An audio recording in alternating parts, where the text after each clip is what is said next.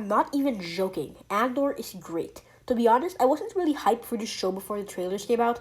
Boba Fett and Kenobi didn't really land for me, so I just expected another failure of a show. But wow, I'd actually go as far as to say that Andor is my favorite Star Wars show yet, and I'm also counting Clone Wars and Rebels in that. And if you want me to explain every reason I think this, I think I need to make a 30-minute video about this topic. But here, I'll cut it down and simplify it to make all this fit in around 3 minutes. The writing in the show is absolutely spectacular. While I like Mandalorian, I didn't really like its episodic and filler feel. I also felt that Season 2 relied far too heavily on what is now known as fan service. Instead of giving an actual storyline and plot, we were given endless returning characters. I'm not complaining though, every cameo in The Mandalorian was meaningful to the main narrative. It's just that The Mandalorian felt all filler and fan service and no real plot. Of course, we know the main narrative with Mando bringing Baby Yoda to the Jedi and stuff, but it felt so pushed back to the last 2 episodes of the show that it just felt lacking. Andor improves on this by offering a more grounded feel. Most of Andor's episodes come in 3-episode arcs, with the only exceptions being episode 7 and the last 2 episodes, meaning that the first episode is the introduction, the second episode is the build-up, and the third is the payoff. But the first 2 episodes of these arcs are usually overlooked in my opinion. Most of the payoff episodes wouldn't be nearly as good as they were if not for the first 2 episodes of the arc building the stakes and the tension. This show also takes advantage of its 12-episode runtime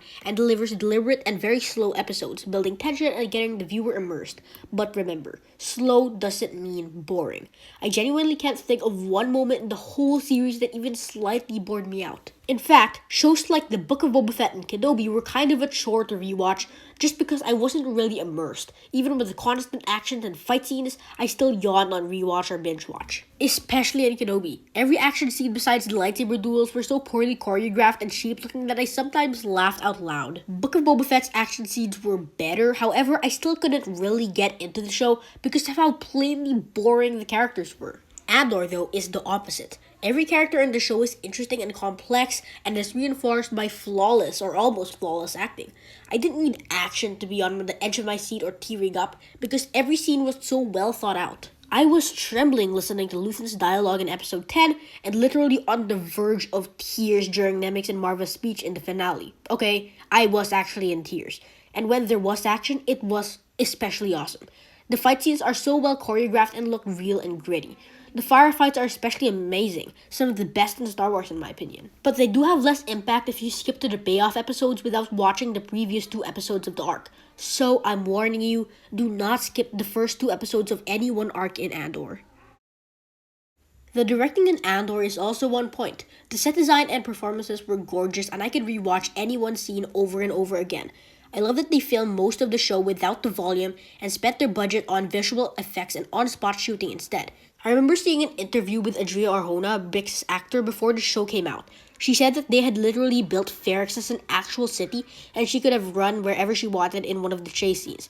And that's the beauty of using practical sets. It lets the actors and actresses run in a realistic way to a realistic spot, and the action scenes are so much more captivating because they feel real. And let's not even get into the acting. Hello? Wait. Not really. I think it's best if... Okay, so before we actually get into the acting, I would like to point out that we are officially over our 3-minute mark. Actually, we have been for some time now, like 30-40 seconds. And I guess that's okay because I have a lot more to say, so stick with me, will ya? Okay, now let's get into the acting and the visuals. I genuinely don't know how we managed to get peak performances in a show about Cassian Andor. Admit it. Even if you didn't like the show, you can't deny that the acting was absolutely phenomenal. But again, I can't give you many examples of this because I don't want this video to be too long. And let's not forget about the visuals. The visuals were spectacular too. Kenobi looked so cheap that I was scratching my head at times wondering, where did the budget for this show go? But with Andor, everything feels genuinely expensive. I was not expecting the visuals Feast of the Eye or the beauty of the Senate and Mon Mothma's home.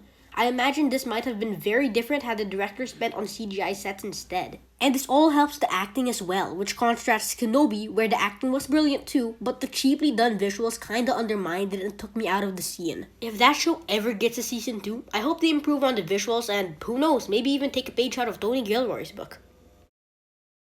Lastly, let's talk about the dialogue. Wow, I did not expect such an upgrade from the cheesy and weird prequel lines. And don't get me wrong at all, I love George Lucas's movies, but most of the dialogue was just kind of weird and felt kind of unnatural. With Andor, on the other hand, we get realistic conversations while also getting brilliant speeches or dialogues and monologues every few episodes. A lot of these speeches left me in tears or at the very least getting chills.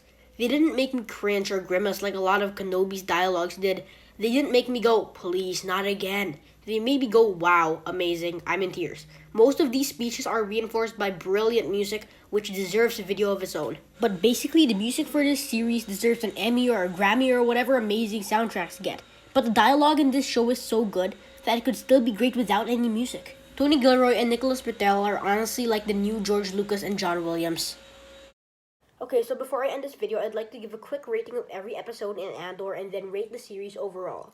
Episode 1, nice start to the show and had some great world building. Episode 2, slow episode but does a great job of building up the payoff. Episode 3, definitely justifies the slow burn, epic and emotional episode. Episode 4, awesome initiation to the Aldhani heist and does great showing us Mon Mothma and Luthen's deal going on. Episode 5, slow episode but does great at making the Empire intimidating and building up tension. Episode 6, a visual feast with a nail-biting heist that ranks as some of the best action in Star Wars. Episode 7, amazing episode that excels at showing the aftermath of the Aldhani heist. Episode 8, awesome episode that's amazing at showing the Empire's cruelty. Episode 9, shows Kino's turning point splendidly and perfectly builds up Episode 10. Episode 10, climactic and epic, great escape sequence and 2 great speeches by Kino and Luthen. Episode 11, great episode building up the finale, Beast's reaction to Marva's death had me weeping.